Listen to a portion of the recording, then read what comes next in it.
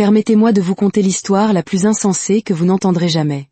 Un mardi soir ordinaire, mes triplés de 7 ans, armés de rien d'autre que de leurs lance-pierres, de quelques cailloux et d'une confiance en eux démesurée, ont décidé de jouer les super-héros et de sauver un inconnu en sang des griffes de kidnappeurs. Oui, vous avez bien entendu. Des kidnappeurs. Et si vous trouvez cela déjà extravagant, attendez de découvrir comment cet unique acte de bravoure irréfléchi a complètement bouleversé nos humbles vies, a fait ressurgir des fantômes de mon passé que je ne voulais plus jamais revoir, et contre toute attente, a réussi à ressouder les morceaux de notre famille brisée. Accrochez-vous, car ce récit a plus de rebondissements qu'un roman à suspense. Laissez-moi reprendre depuis le début, afin que vous puissiez comprendre comment nous en sommes arrivés là. Je m'appelle Lisa, j'ai 35 ans, et je suis la mère célibataire de 3 des enfants les plus théâtraux, têtus et brillants que Dieu ait jamais créés. David, Daniel et Diana. Oui, des triplés. Oui, tous âgés de 7 ans. Et oui, ils me faisaient frôler la crise cardiaque quotidiennement. Je tenais un petit commerce de nourriture au carrefour, près de notre maison. Juste une humble échoppe en bois, près de l'arrêt de bus. Mais laissez-moi vous dire une chose, je vendais le meilleur amala de tout Lagos. Peu importe ce que les gens pouvaient en dire, ma cuisine était délicieuse. Mes clients faisaient la queue chaque jour car personne, absolument personne, ne cuisinait comme moi. Bien sûr, mon stand n'avait rien d'élégant. Les bancs étaient branlants, le toit fuyait quand il pleuvait, et il n'y avait pas de climatisation pour nous sauver de la chaleur étouffante de Lagos. Mais ma nourriture, c'était de la pure magie dans une assiette. Les affaires marchaient bien. Je pouvais payer les frais de scolarité de mes 3 fauteurs de troubles, engager des professeurs pour des cours de soutien, et mettre de la nourriture sur notre table. Nous nous en sortions, juste moi et mes bébés contre le reste du monde. Leur père, lui, n'était pas dans le tableau. Pour autant que mes enfants le sachent, leur père était mort. C'est exactement ce que je leur avais dit. Puis, la vermine est apparue. Des lézards partout, filant entre les bancs et effrayant mes clients à mort. Des rats assez audacieux pour se montrer en plein jour, reniflant à la recherche de restes. Des oiseaux piquant du ciel pour voler la viande directement dans les assiettes des gens. Mes clients ont commencé à se plaindre. Certains ont cessé de venir. Je perdais de l'argent, le sommeil, et la raison en essayant de trouver une solution. C'est alors que mes enfants m'ont acculé. Un soir, David a bombé son petit torse, tel un général s'adressant à ses troupes. « Maman, nous avons une solution. » J'ai levé les yeux de ma vaisselle. Oh, quelle solution! Achète-nous des lance-pierres. J'ai cligné des yeux. Des lance-pierres? Pourquoi faire? Pour protéger ton commerce, s'est exclamé Daniel avec enthousiasme. Comme David et Goliath. Nous serons les David et nous vaincrons les Goliaths nuisibles. La tête de David s'est vivement tournée. Excuse-moi, je suis le seul David ici. Mon nom est littéralement David. Toi, tu peux être le cousin agaçant de Goliath ou quelque chose du genre. Pourquoi serais-je le cousin de Goliath? C'est le méchant. Exactement. Parce que tu es agaçant. Je ne suis pas agaçant. Les garçons. La voix de Diana a tranché leur chamaillerie comme un couteau. Elle a levé les yeux au ciel si fort que j'ai cru qu'ils allaient y rester coincés. Maman, ignore ces clowns. Achète-nous simplement des lance-pierres. À tous les 3. Ce que tu achètes pour David, tu l'achètes pour tout le monde. Nous sommes des triplés. Un lot indivisible. Tu ne peux pas faire de favoritisme. Je ne fais pas de favoritisme. Alors, achète-nous des lance-pierres, ont-ils scandé en chœur. J'ai regardé mes 3 enfants déterminés et j'ai soupiré. J'étais assez désespéré pour tout essayer. D'accord, mais seulement pour les nuisibles. Interdiction de tirer sur les gens, les uns sur les autres, ou sur quoi que ce soit d'autre. Compris? Oui, maman. Le lendemain, j'ai acheté 3 lance-pierres et un sac de cailloux au marché. À la façon dont ces enfants ont crié quand je leur ai donné leurs armes, on aurait dit que je leur avais offert des iPads neufs. À partir de ce jour, mon stand de nourriture est devenu une zone de guerre. Cible repérée. Criait Daniel en visant un lézard. Tchac. Manque. Ah. Tu ne pourrais pas toucher un éléphant même s'il était immobile, se moquait David. Regarde et apprends, amateur. Tchac. En plein dans le mille. Je suis le vrai David, le tueur de géants. David se mettait alors à danser, comme s'il avait gagné la Coupe du Monde. C'est juste un lézard, David, pas un géant. Calme-toi, disait Diana d'un ton sec, secouant la tête comme une mère déçue. Tu es juste jalouse parce que tu n'as encore rien tué. Je n'ai pas besoin de tuer quoi que ce soit. Je suis le cerveau de cette opération. Vous deux, vous n'êtes que les muscles. Des muscles stupides. Qui tu traites de stupide, espèce de nouille? Mes clients trouvaient cela hilarant. Ils s'asseyaient en mangeant leur amala, regardant mes 3 guerriers chasser les nuisibles et les encourageaient. Et vous savez quoi? Ça a marché. La vermine a disparu. Les affaires ont repris. Je pouvais respirer. Nous avions un rythme, une vie qui fonctionnait. Juste nous 4. Pour le moment, nous étions heureux. Nous avions tout ce dont nous avions besoin. Du moins, c'est ce que je croyais, car un mardi soir allait tout changer. Il était environ 19 heures, un mardi ordinaire. Le soleil se couchait, peignant le ciel d'orange et de rose. Je remballais pour la journée, comptant ma recette et nettoyant les tables. Les enfants, il est temps de rentrer, ai-je appelé. David, Daniel et Diana sont arrivés en courant, leurs lance-pierres suspendues à leur cou comme des médailles olympiques. On peut revenir chasser les rats de nuit? Demanda Daniel, plein d'espoir. Absolument pas. Rentrez à la maison, prenez un bain et faites vos devoirs. Je rentre bientôt. Oui, maman, dirent-ils, sans le penser manifestement. Notre maison n'était qu'à quelques rues, donc je n'étais pas inquiète. Ils connaissaient le chemin et le quartier était généralement sûr. C'est du moins ce que je pensais. Ils étaient à mi-chemin, balançant leurs lance-pierres et se disputant pour savoir qui était le meilleur tireur, quand ils l'ont entendu. Une voix faible, désespérée. S'il vous plaît, ne faites pas ça. Que quelqu'un m'aide. David s'arrêta net. Vous avez entendu? Diana hocha lentement la tête. Oui, quelqu'un a des ennuis. Daniel haussa les épaules. C'est sûrement la télé. Rentrons, j'ai faim. Ça ne ressemble pas à la télé, idiot, siffla David. Ça a l'air réel. Ne me traite pas d'idiot, espèce de tête de noix de coco. Les garçons, coupa Diana. Concentrez-vous. Quelqu'un a peut-être vraiment besoin d'aide. La voix se fit de nouveau entendre, plus faible cette fois. S'il vous plaît, je vous donnerai tout ce que vous voulez. Ne me forcez pas à signer ça. Les yeux de David s'écarquillèrent. Vous voyez? Quelqu'un est en grand danger. Alors, qu'est-ce qu'on fait? Murmura Diana. On devrait le dire à maman, dit Daniel, nerveux. Le temps qu'on aille chercher maman, il sera peut-être trop tard, argumenta David. Rappelez-vous ce que le pasteur a dit. Ne refusez pas un bienfait à ceux qui en ont besoin quand vous pouvez les aider. Diana haussa un sourcil. Depuis quand tu écoutes à l'église? J'écoute quand? Quand c'est important. Allez, venez. Daniel gémit. J'ai un mauvais pressentiment. Arrête de faire le bébé, dit David, s'avançant déjà vers le son. Je ne suis pas un bébé. Alors, prouve-le. Contre tous les avertissements que je leur avais donnés, ils suivirent le son jusqu'à une ruelle sombre près d'une usine abandonnée. L'endroit était sinistre, faiblement éclairé, et empestait les ordures et les regrets.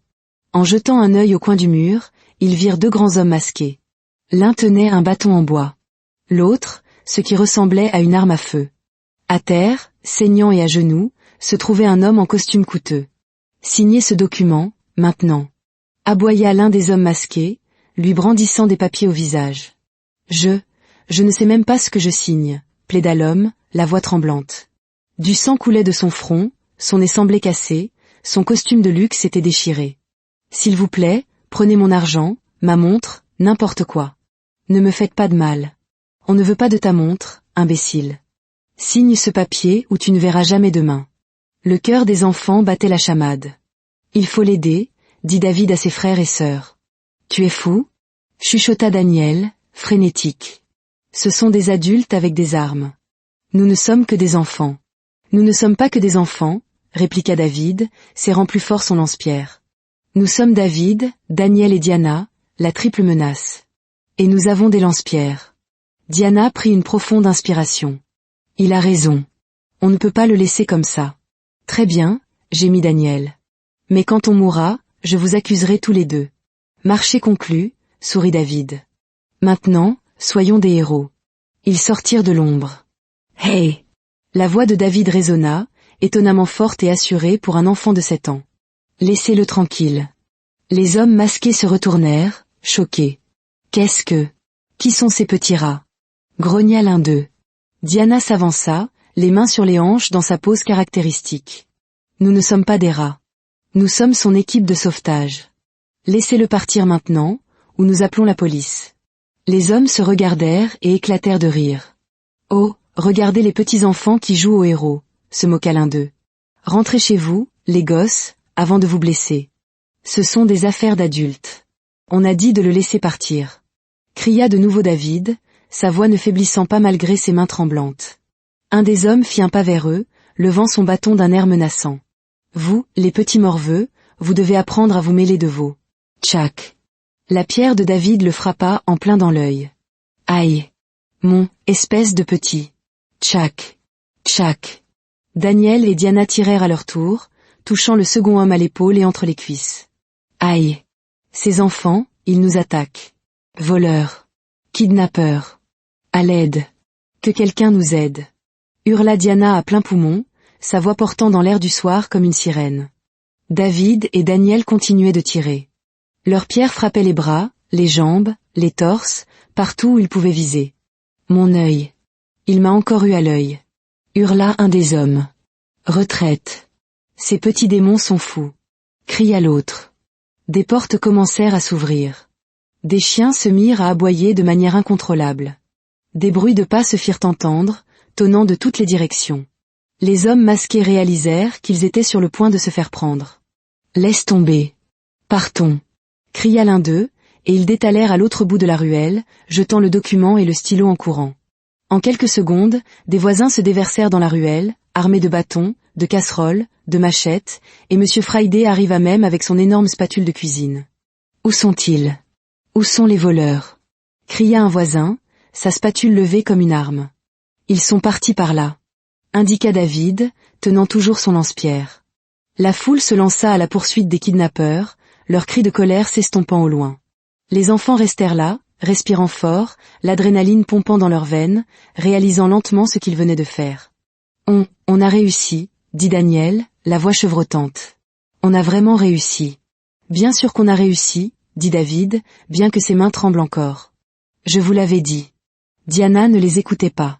Elle était agenouillée à côté de l'homme blessé qui gisait sur le sol, gémissant faiblement. Monsieur, ça va? Demanda-t-elle doucement. L'homme leva les yeux vers eux, des yeux remplis de douleur. Du sang coulait de multiples blessures sur son visage. Son costume coûteux était déchiré et sale. Vous m'avez sauvé, murmura-t-il d'une voix rauque. 3 enfants ont sauvé ma vie. Êtes-vous gravement blessé? Demanda Diana, essayant d'examiner ses blessures comme elle avait vu leur mère le faire lorsqu'ils se blessaient en jouant. Je pense.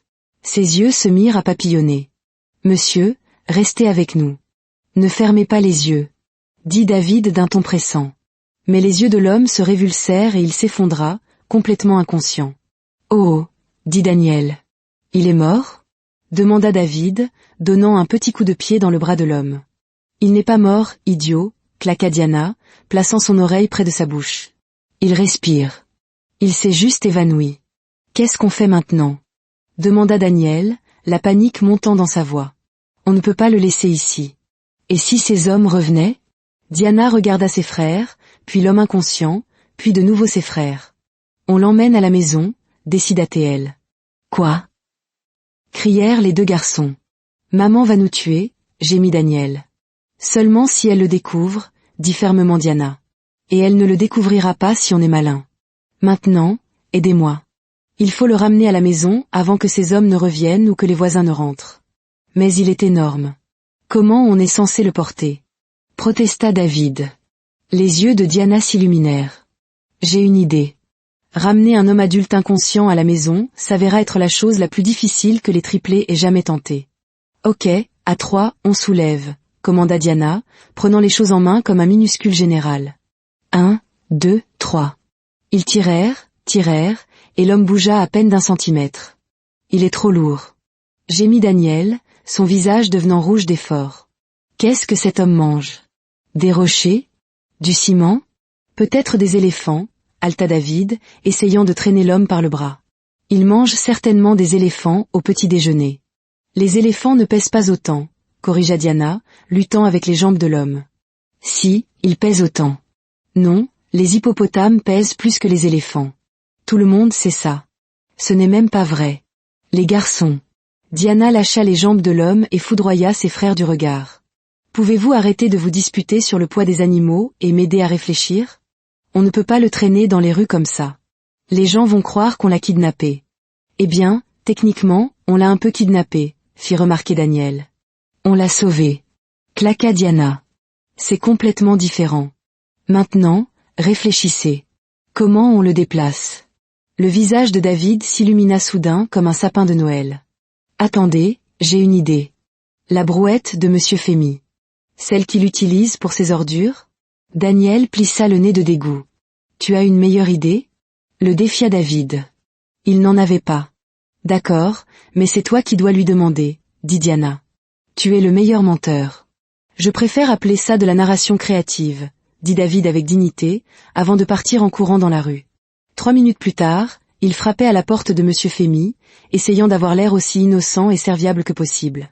L'homme âgé ouvrit la porte, souriant chaleureusement à la vue de l'un des fauteurs de troubles préférés du quartier. « Ah, David. Bonsoir, mon garçon. Que puis-je faire pour toi? » « Bonsoir, monsieur, » dit David joyeusement, sautillant presque d'un enthousiasme fin. « Monsieur, ma maman m'a demandé de vous emprunter votre brouette. Elle doit transporter de très lourds sacs de riz. Du riz très, très lourd. Comme le riz le plus lourd de la gosse. Et nos bras sont trop petits et faibles pour porter de si gros sacs de riz, monsieur. » Monsieur Fémy gloussa. « Un enfant si serviable. Toujours à aider ta mère. Laisse-moi te la chercher. » Il disparut dans sa cour et revint avec une brouette légèrement rouillée qui avait connu des jours meilleurs. « Voilà, mon garçon. Dis bonsoir à ta mère de ma part. »« Merci, monsieur. »« Que Dieu vous bénisse, monsieur, » dit David, attrapant la brouette et s'enfuyant avant que monsieur Fémy ne puisse poser d'autres questions. Il ramena la brouette dans la ruelle où ses frères et sœurs gardaient l'homme inconscient. « Je l'ai. » annonça David triomphalement. « Bien. Maintenant, il faut juste le mettre dedans, » dit Diana, regardant la brouette d'un air sceptique. Ce qui suivit fut 10 minutes de la tentative de levage la plus chaotique et désorganisée de l'histoire de l'humanité. Pousse ses jambes. Je pousse ses jambes. Non, tu les tires. Pousse. Ça, c'est tirer. Vous pouvez la fermer et soulever. Ils poussèrent, tirèrent, roulèrent et malmenèrent le pauvre homme inconscient jusqu'à ce qu'enfin, ils réussissent à le faire tomber dans la brouette comme un énorme sac de pommes de terre très chères. Sa tête pendait d'un côté, un bras ballant par-dessus le bord, ses jambes sortant à un angle étrange. « On dirait qu'il est mort, » observa Daniel, respirant fort après l'effort. « Il n'est pas mort, » dit Diana, bien qu'elle n'ait pas l'air entièrement convaincue. « Il est juste profondément inconscient. » Et ainsi commença le voyage le plus étrange à travers leur quartier ce soir-là. 3 enfants de 7 ans poussant une brouette contenant un homme adulte manifestement inconscient dans un costume de luxe déchiré, essayant d'agir comme si c'était tout à fait normal. « Ayez l'air naturel, » siffla Diana alors qu'il passait devant la maison de Monsieur Bayot. « Comment on peut avoir l'air naturel en poussant un cadavre ?» chuchota Daniel en retour, frénétique. « Ce n'est pas un cadavre. C'est une personne inconsciente qui ressemble beaucoup à un cadavre. Souriez et faites un signe de la main. » Ils sourirent et firent un signe de la main. Monsieur Bayot, qui était assis sur son porche, leur répondit joyeusement. « Les enfants de Mama Triplet, toujours en train d'aider votre mère. De si bons enfants. »« Oui, monsieur. »« Merci, monsieur. » Ils continuèrent à pousser plus vite. Madame Hadet balayait sa cour. Elle leva les yeux et sourit. « Ah, les triplés. Qu'est-ce que vous transportez ? » ?»« Du riz, » lâcha David. « Du riz très lourd pour notre mère. De si bons enfants. Votre mère est bénie. »« Oui, madame. »« Merci, madame. » Ils poussèrent plus vite, tournant au coin de la rue vers leur maison, le cœur battant. Ils atteignirent leur petite maison et firent face à leur prochain défi, le sortir de la brouette et le faire entrer. Ils le tirèrent avec un peu plus de succès que pour le mettre dedans, bien qu'il ait heurté le sol avec un bruit sourd assez inquiétant. Ils le traînèrent à travers la porte d'entrée, dans le couloir, et dans la chambre des garçons, laissant une traînée de poussière et quelques gouttes de sang sur leur passage. Au moment où ils l'installèrent sur le sol, les 3 enfants s'effondrèrent d'épuisement. « Mes bras !» haleta Daniel. « Ils vont tomber. »« Arrête d'être dramatique, » souffla Diana. « On a réussi. C'est ce qui compte. » Ils restèrent là un instant, reprenant leur souffle, fixant l'homme inconscient sur le sol de leur chambre. « Et maintenant ?» demanda David. Diana se redressa, le visage déterminé. « Maintenant, on le soigne. Il saigne partout.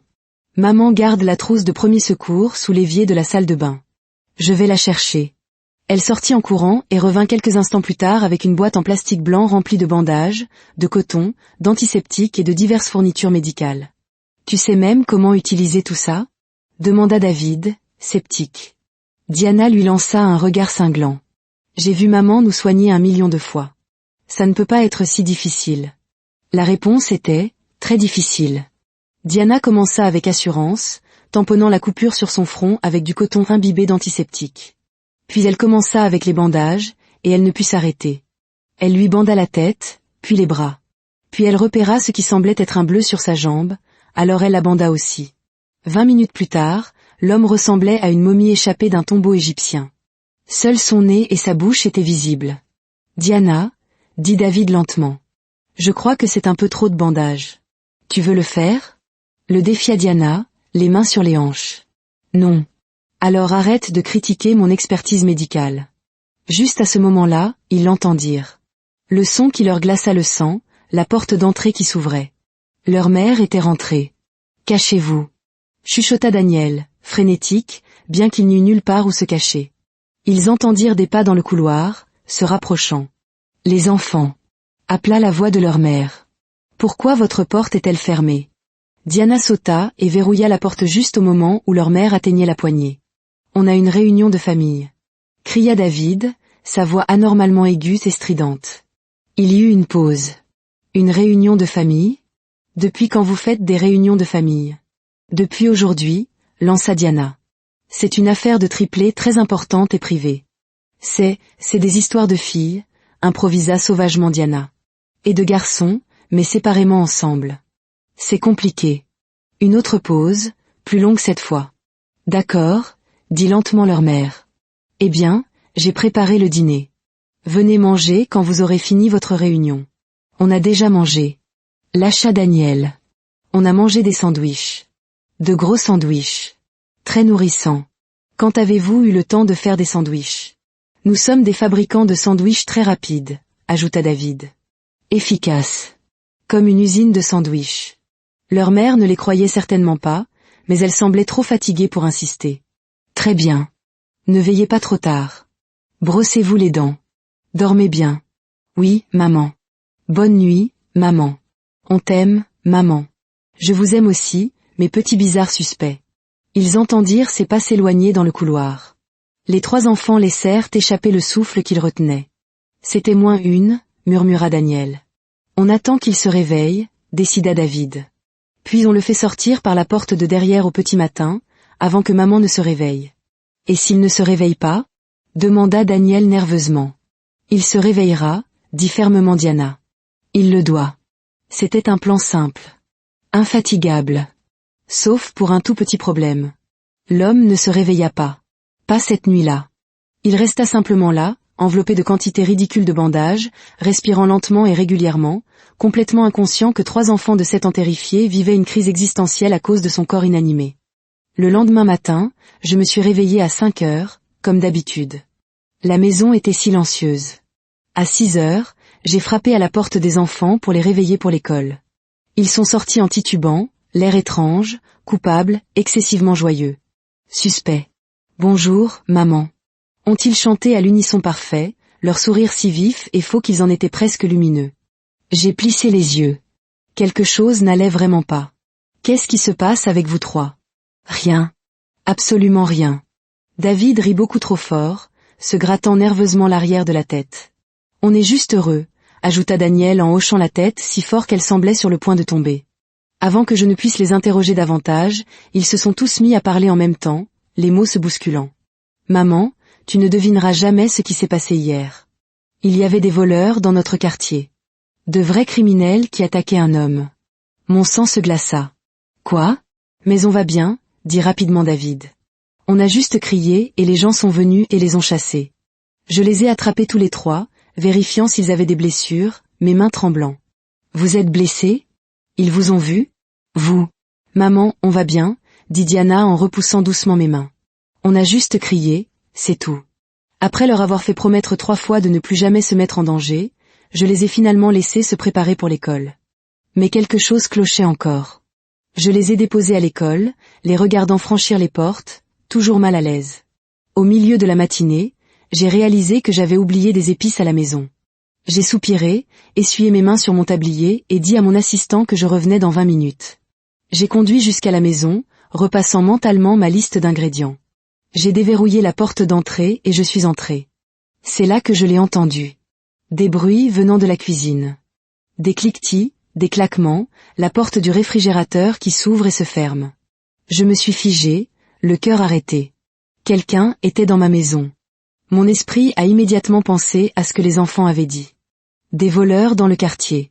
Étaient-ils revenus? La panique m'a envahi. Mais aussi quelque chose d'autre. La rage. C'était ma maison, mon foyer, où vivaient mes enfants. J'ai tranquillement posé mon sac et j'ai attrapé la batte de baseball que je gardais près de la porte. J'ai rampé vers la cuisine, mon cœur martelant si fort que j'étais sûr que quiconque était à l'intérieur pouvait l'entendre. J'ai atteint la porte de la cuisine, pris une profonde inspiration, levé la batte au-dessus de ma tête et fait irruption. « Qu'est-ce que vous faites dans ma maison ?» La silhouette près de mon réfrigérateur s'est retournée, un morceau de poulet à la main, les yeux écarquillés de choc. Et je me suis figé. Le temps s'est arrêté. Mon cœur a manqué plusieurs battements. La batte de baseball a glissé de mes mains et a heurté le sol dans un bruit sec. Car debout dans ma cuisine, mangeant ma nourriture, enveloppé de bandages comme une sorte de momie, se trouvait un visage que je n'aurais jamais cru revoir. Un visage qui hantait mes rêves et mes cauchemars. Un visage que j'avais passé 8 ans à essayer d'oublier. Jude. Lisa, dit-il, sa voix pleine d'incrédulité. Je ne pouvais ni parler, ni respirer, ni comprendre ce que je voyais. Ce ne pouvait pas être réel. Quoi? Ma voix sortit à peine comme un murmure. Qu'est-ce que tu fais ici? Il semblait aussi choqué que moi. Je ne comprends pas, balbutia-t-il. C'est ta maison? Oui, c'est ma maison. Qu'est-ce que tu fais dans ma cuisine? Comment es-tu entré ici? Il posa lentement le poulet. Des enfants m'ont amené ici, dit-il, la confusion se lisant sur son visage. Hier, j'ai été attaqué. Kidnappé, en fait. Ces hommes essayaient de me forcer à signer des documents. Et ces 3 enfants, ils avaient des lance-pierres. Ils ont repoussé mes agresseurs et m'ont amené ici. Je me suis évanoui. Et quand je me suis réveillé ce matin, j'étais couvert de tous ces bandages. Le monde bascula.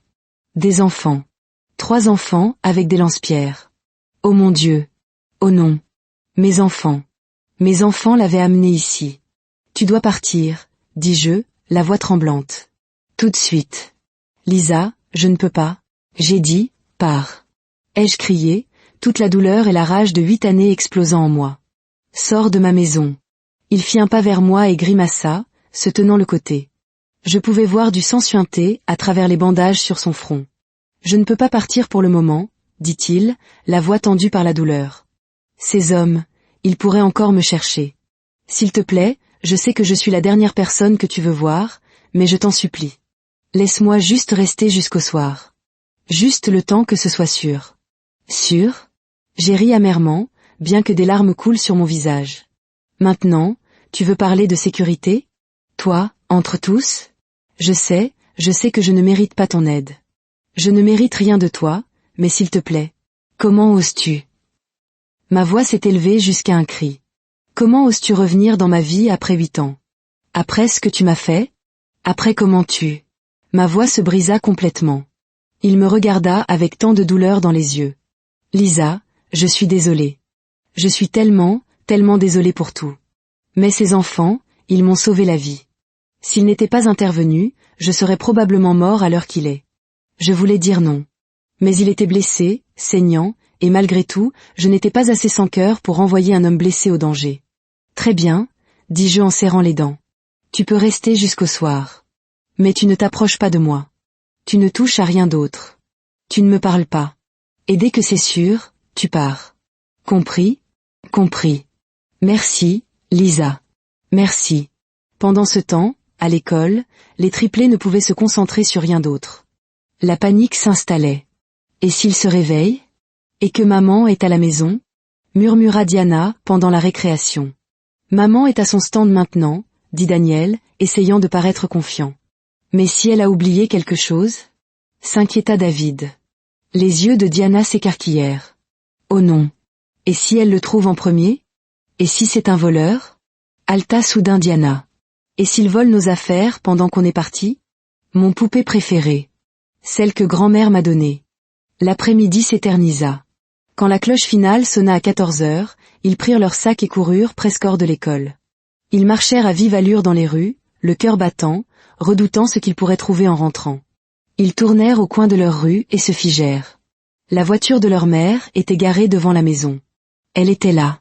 Ils s'approchèrent lentement de la maison. La porte d'entrée était déverrouillée. Ils la poussèrent doucement, et là, dans le salon, ils virent une scène qui leur fit tomber l'estomac. Leur mère, assise sur le canapé, les bras croisés, le visage comme un orage. Et debout à côté d'elle, l'air mal à l'aise et toujours couvert de bandages, se trouvait l'homme qu'ils avaient sauvé. L'homme qui était très éveillé maintenant. Et leur mère avait l'air absolument furieuse. « Oups !» murmura David. Ils entrèrent dans le salon comme 3 petits soldats, face à un peloton d'exécution. « Salut, maman !» dit Diana d'une petite voix. « On peut expliquer. »« Oh, vous allez expliquer ?» dis-je, ma voix d'un calme mortel. « Vous allez m'expliquer pourquoi je suis rentré chercher des épices et que j'ai trouvé un étranger dans notre maison? Asseyez-vous. » Ils s'assirent. « Savez-vous à quel point ce que vous avez fait était dangereux? » Maman, commença David. Non. Vous ne parlez pas encore. Vous écoutez. Vous avez combattu des criminels avec vos lance-pierres comme si c'était un film. Mais maman, il lui faisait du mal. Tenta Diana. Je m'en fiche. Ai-je crié. Ces hommes auraient pu avoir des armes. Ils auraient pu vous tuer. Tous les 3. Vous comprenez ça? Les yeux de Daniel se remplirent de larmes. On est désolé, maman. Désolé, ça ne suffit pas. Vous auriez pu mourir. Ma voix se brisa. Vous êtes puni pour 1 mois. Pas de télé, pas de jeu dehors, pas de lance-pierre. Rien. 1 mois? Alter-il. Vous préférez 2 mois? Ils se turent immédiatement. Maintenant, dans votre chambre, tous les 3. Ils se levèrent lentement. En passant devant l'homme, Daniel murmura, « Désolé de vous avoir causé des ennuis. »« Vous m'avez sauvé la vie, » répondit l'homme. « Un peu d'ennui en vaut la peine. » Diana s'arrêta, le regardant curieusement. « C'est quoi votre nom, au fait? » Diana, dans ta chambre. Aboyai-je. Ils filèrent, mais je vis l'homme les regarder partir. Quelque chose d'étrange dans son expression, comme s'il les étudiait, les voyait vraiment pour la première fois.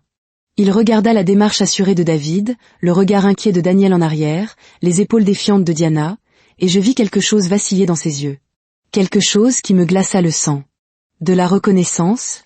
Non, pas tout à fait. Plutôt de la curiosité, un calcul. Après leur départ, je me suis retournée pour lui faire face. Et c'est là que le vrai choc m'a frappé. Parce que maintenant, en le regardant correctement à la lumière du salon, sans la panique et la colère qui voilaient ma vision, je l'ai reconnu. 8 ans ne l'avaient pas tant changé. Les mêmes yeux, le même visage, la même présence qui faisait autrefois battre mon cœur. Juste plus âgé, plus fatigué, plus brisé. Jude, l'homme qui avait détruit ma vie, se tenait dans mon salon, sauvé par des enfants qu'il ne savait pas être les siens.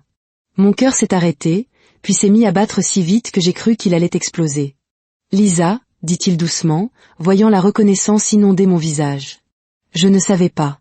Je n'avais pas réalisé que c'était ta maison. Ces enfants. Tu dois partir, les yeux interrompus, la voix tremblante.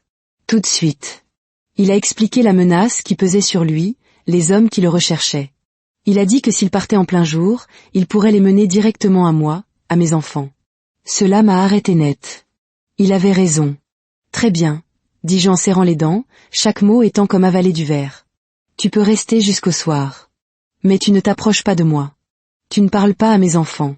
Tu t'assois ici en silence et ensuite tu pars. Compris? Compris. Merci, Lisa.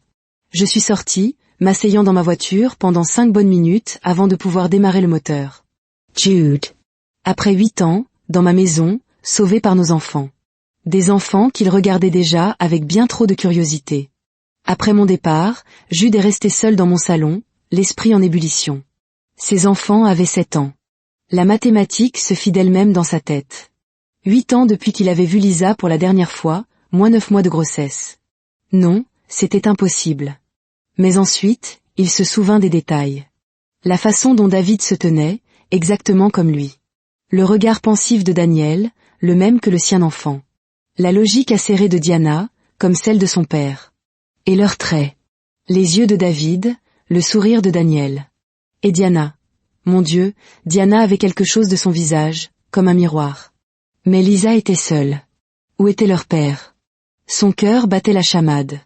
Se pouvait-il que... Il entendit de petits pas dans le couloir. La porte de la chambre des garçons s'entr'ouvrit. Maman est partie? Chuchota Diana. Oui, dit Jude. Ils sortirent prudemment.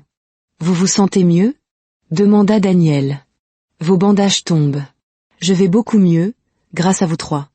Vous m'avez sauvé la vie. On sait, dit David avec confiance. On est des héros, en gros. Maman est très en colère contre nous, dit Diana. Elle n'est pas en colère, elle a peur, expliqua Jude. C'est parce qu'elle vous aime. Elle a cru qu'elle pourrait vous perdre. C'est terrifiant pour un parent. Vous êtes un parent? Demanda Diana, curieuse. La question le frappa comme un coup de poing. Non, dit-il. Je ne le suis pas. Votre maman est très forte, dit Jude doucement. La plus forte, acquiesça Daniel. Elle fait tout toute seule. Toute seule? Demanda Jude, prudent. Vous voulez dire que votre père n'aide pas? Les trois enfants échangèrent un regard. Notre père est mort, dit David sans détour. Les mots frappèrent Jude comme de l'eau glacée. Mort. Il y avait donc eu quelqu'un d'autre après lui. Le soulagement et la déception se disputaient dans sa poitrine. Ils n'étaient pas les siens. Ils ne pouvaient pas l'être. Mais mon Dieu, comme il aurait aimé qu'il le soit. Je suis désolé, dit-il. Diana haussa les épaules. On ne l'a jamais connu. Il est mort quand on était bébé. Donc, ce n'est pas comme s'il nous manquait. Ce soir-là, fidèle à sa parole, Jude se prépara à partir. Devons-nous vous revoir? Demanda Diana. Il les regarda tous les trois et prit une décision. Oui, dit-il. Si votre mère est d'accord, j'aimerais revenir pour vous remercier comme il se doit. Leurs visages s'illuminèrent. Des cadeaux? Piaillèrent-ils. Seulement si votre mère est d'accord, ajouta rapidement Jude. Il partit au coucher du soleil, se retournant pour voir trois petits visages pressés contre la fenêtre, lui faisant au revoir. Il leur fit signe en retour, et tandis qu'il marchait vers sa voiture cachée, son esprit travaillait déjà. Il devait savoir. Il devait savoir si ses enfants pouvaient être les siens.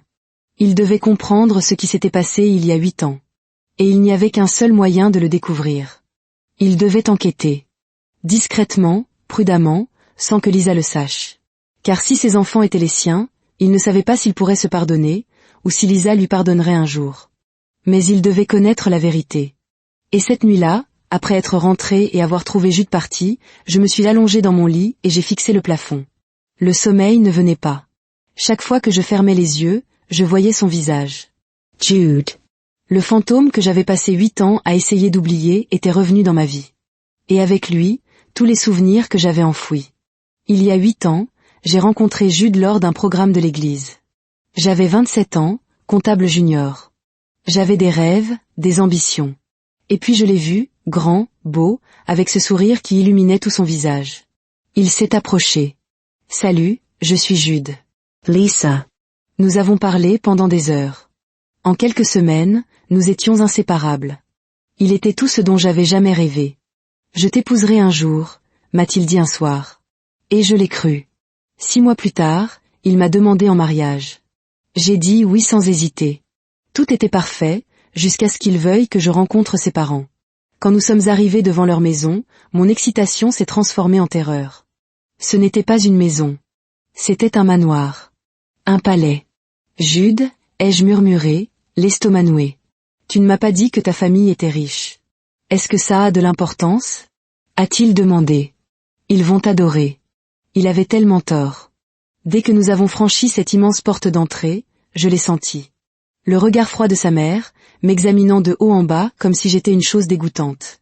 C'est donc elle, dit-elle à Jude, sa voix dégoulinant de mépris. C'est la fille que tu veux épouser? Regarde sa robe bon marché, ses chaussures bon marché. On voit tout de suite qu'elle vient de ce genre de milieu. Qu'est-ce qui t'a pris d'amener ce rat d'égout dans notre maison? Rat d'égout.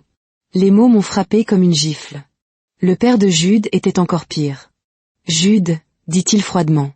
Ton mariage avec la fille des Aquinola est déjà arrangé. Les familles se sont mises d'accord. La dot a été payée. La date est fixée. Cette distraction prend fin aujourd'hui. Mon cœur s'est arrêté. J'ai regardé Jude, attendant qu'il me défende. Il n'a rien dit. Son père s'est tourné vers moi. Jeune fille, restez loin de mon fils. Sinon, je ferai personnellement en sorte que vous et toute votre famille le regrettiez. Je suis sortie de ce manoir en tremblant, les larmes coulant enfin sur mon visage. Jude m'a suivi. Lisa, attends. Laisse-moi. J'ai besoin de temps pour régler ça. Régler quoi, Jude? Ai-je crié. Si tu m'aimais, tu m'aurais défendu. Choisis-moi, Jude. Tout de suite. Choisis-nous. Il est resté là, l'air déchiré et misérable. Et à ce moment-là, j'ai su. Il n'allait pas me choisir. Au revoir, Jude, ai-je murmuré, et je suis partie. Il ne m'a pas suivi. Les jours suivants ont été un cauchemar. Des hommes ont commencé à suivre mes jeunes frères et sœurs. La petite boutique de mes parents a été soudainement inspectée. Ma mère a reçu des appels menaçants. La famille de Jude tenait sa promesse. Il terrorisait ma famille. 3 mois plus tard, Jude a frappé à ma porte. Pour une seconde stupide et pleine d'espoir, j'ai cru qu'il venait s'excuser. Mais le regard sur son visage m'a tout dit. Lisa, je ne peux plus faire ça. Cette relation. J'ai fait une erreur. Toi et moi, nous n'appartenons pas au même monde. Mon père a raison. Ce serait impossible. Tu ne le penses pas, ai-je réussi à dire. Si, dit-il, sans me regarder. Je me marie le mois prochain. Je suis désolé de t'avoir fait espérer. C'était une erreur depuis le début. Une erreur. Il a qualifié toute notre relation d'erreur. Sors. Ai-je hurlé en lui claquant la porte au nez. Les jours qui ont suivi ont été les plus sombres de ma vie. J'ai été licenciée. Je suis devenue une blague, un avertissement. 1 mois plus tard, j'ai vu les photos de son mariage sur les réseaux sociaux. Un sourire parfait pour les caméras. J'ai regardé ces photos jusqu'à ce que mes yeux me brûlent, puis j'ai supprimé tous mes comptes. Et puis, juste quand je pensais que la vie ne pouvait pas être pire, j'ai raté mes règles. J'ai acheté 3 tests de grossesse. Tous les 3 positifs. Enceinte. J'étais enceinte de l'enfant de Jude. L'homme qui m'avait jeté comme un déchet. J'ai envisagé de mettre fin à la grossesse. Mais je ne pouvais pas le faire. Ce bébé était innocent. À 3 mois, le médecin a fait une échographie et est resté silencieux. Il y a un problème? Ai-je demandé, paniquée. Elle a souri. Pas un problème, juste inattendu. Vous attendez des triplés, mademoiselle Okafor. Des triplés. 3 bébés. J'ai pleuré pendant des heures. Mais à mesure que la grossesse avançait, je suis tombée amoureuse. C'étaient mes bébés, à moi. Je les protégerais avec tout ce que j'avais. J'ai déménagé, loin de tout le monde. Quand David, Daniel et Diana sont nés, 3 miracles parfaits, minuscules et hurlants, je les ai tenus dans mes bras et j'ai fait une promesse. Je vous aimerai assez pour 2 parents. Je travaillerai assez dur pour 2 parents. Je serai assez pour vous. Et pendant 7 ans, j'ai tenu cette promesse. J'avais bâti une vie pour nous, une bonne vie, une vie heureuse. Juste nous 4 contre le monde. Et je m'étais convaincue que j'avais tourné la page sur Jude. Que j'étais guérie. Que le passé était enterré. Mais maintenant, il était de retour. Dans ma maison. Sauvé par nos enfants. Et tous ces sentiments soigneusement enfouis remontaient à la surface. Je savais que tout était sur le point de changer. Le passé que j'avais fui m'avait rattrapé, et cette fois, il n'y avait aucune échappatoire.